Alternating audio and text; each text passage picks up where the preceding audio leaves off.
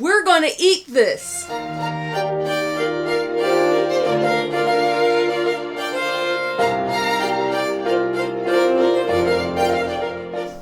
Hi there, this is Big Spruce Rabbitry. Today I'm going to show you how to make 3 healthy meals from a rabbit that we raised on our homestead. Here at the Rabbitry, we believe in using every part of the animal.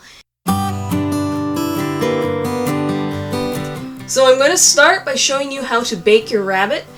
We're going to put olive oil onto the rabbit, then garlic and rosemary, and finally butter. Rabbit meat is extremely lean and very low in saturated fat, and the butter helps replace the saturated fat that's missing. Drizzle olive oil onto the rabbit.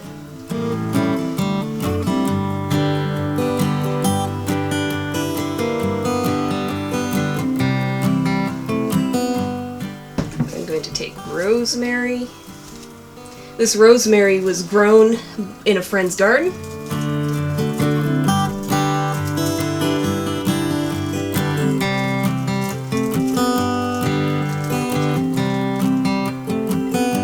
You can just leave the sprigs in there and pull them out later.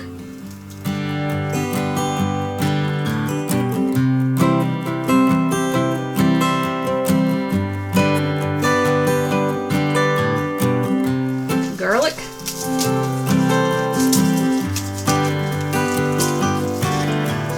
Didn't bring a good cutting knife, but a butter knife will work. Crush the garlic, then all the little cloves come out.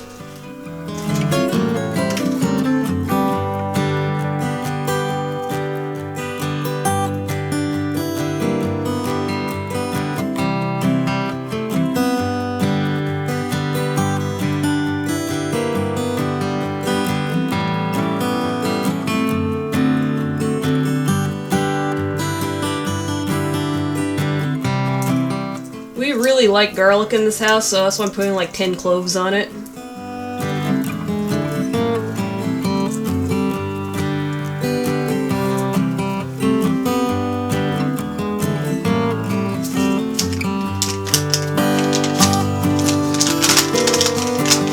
just regular salted butter.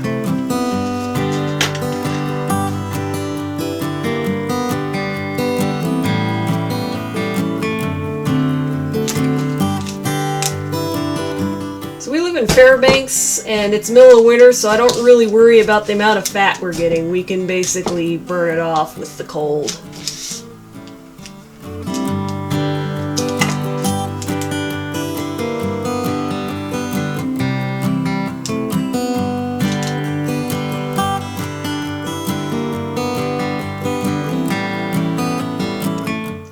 And there you have it, one rabbit ready to put in the oven. I'm going to bake it at 325 so that it's nice and juicy when it comes out.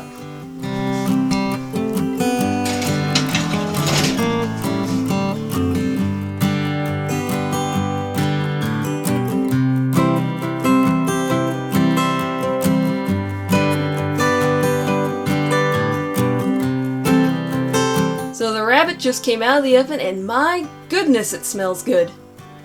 So the rabbit's cooled down, and I'm going to take the back legs off.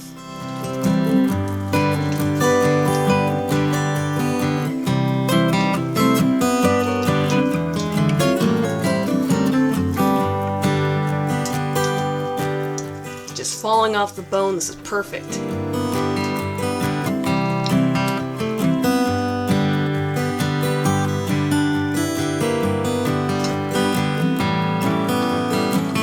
So I'm going to serve these guys for dinner.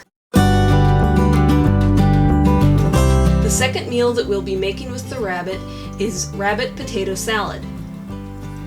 We'll be taking the back strap of the rabbit and combining it with mayonnaise, green tomato relish, potatoes, mustard seed, celery seed, and dill weed. I like to keep the skins on my potatoes and steam them so they hold in as much nutrition as possible. So we'll put them into the steamer. The steamer's kind of camp clean because we're shooting this in a dry cabin, and I generally feel that it will sterilize once it gets hot. So Apologize for any grossness that you may be seeing. So there we go. All of the potatoes are into the pot, and then we cover it. And whenever you're steaming, make sure that there is water below the steaming basket.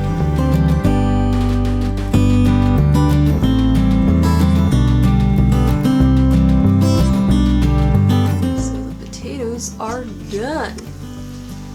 Potatoes are done, nice and squishy, just the way I like them in my potato salad.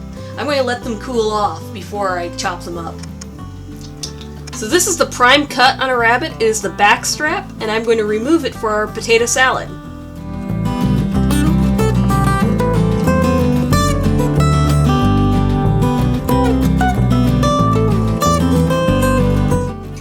There you have it, the back strap. It kind of looks like a fox went at it, but I'm going to cube it anyhow for the potato salad.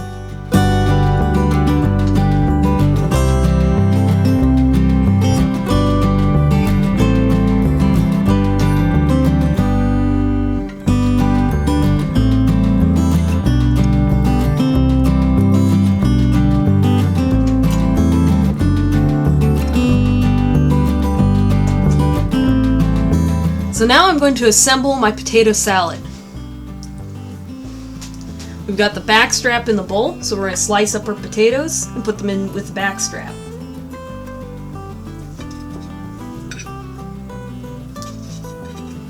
Ooh, this is going to be good. So these potatoes are absolutely perfect as far as I'm concerned. Many people say that potato salad you should go for andante potatoes, but I think andante potatoes just aren't done.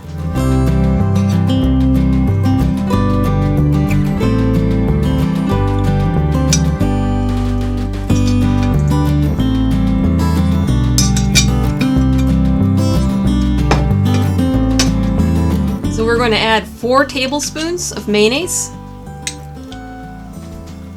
That was a little bit more than a tablespoon.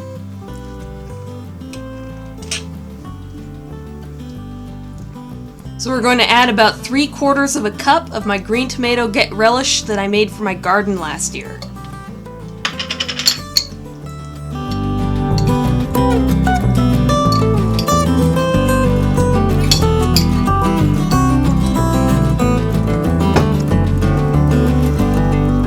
And I'm going to add my spices. And mix it up.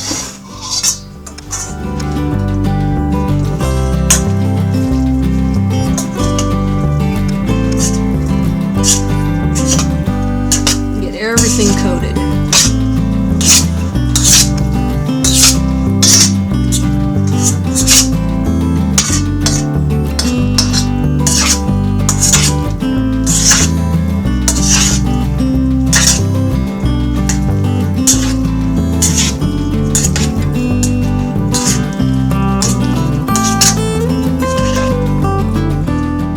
And there you have it! Rabbit potato salad.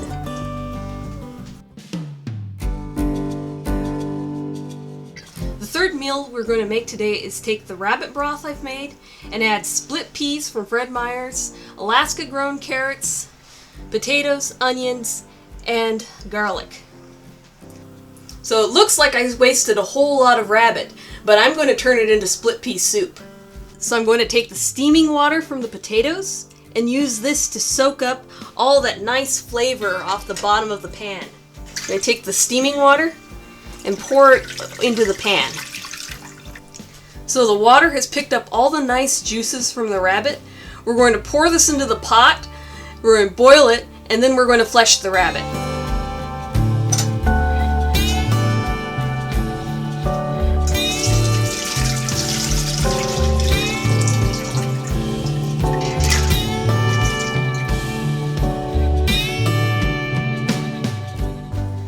So we've soaked all the nice drippings from the rabbit baking pan and we're going to pour it into the pot.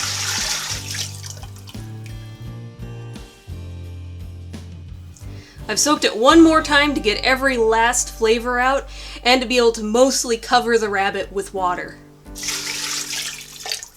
before boiling it. So we're going to cover the rabbit and boil it. So the rabbit's done and ready to flesh. I'm just gonna let it cool off a bit. So my husband absolutely hates running into bones in his soup, so I always debone the rabbit before putting it back into the soup.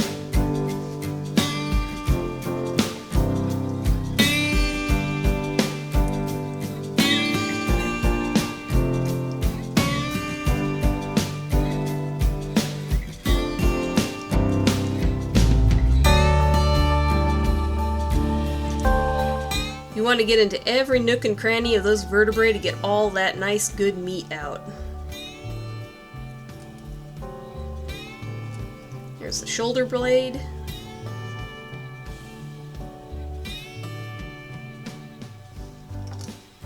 Always a nice big healthy piece of meat on the shoulder. I'll go between each and every one of those ribs and get all that meat out.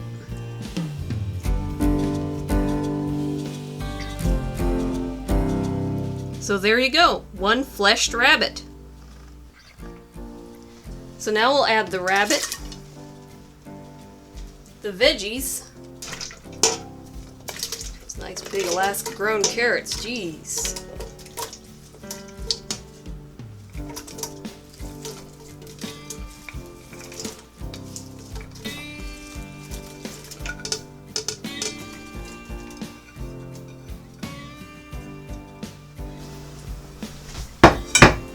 Finally, the split peas.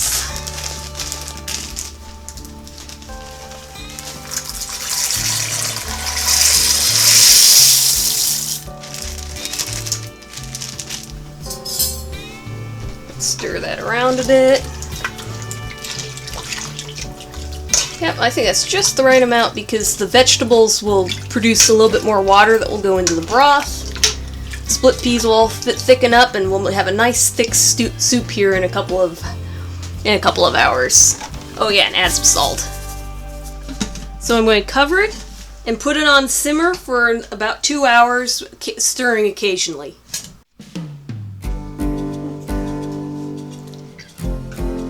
So the split pea soup is done when all the split peas disintegrate.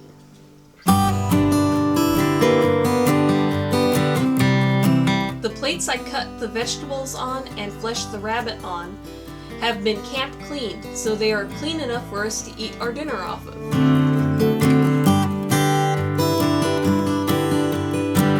We won't waste these vegetable scraps, they'll be going out to the rabbit colony. Nothing is wasted in Alaska. Dinner time! Thanks for watching! Like, comment, subscribe, and check out our farm store in the description.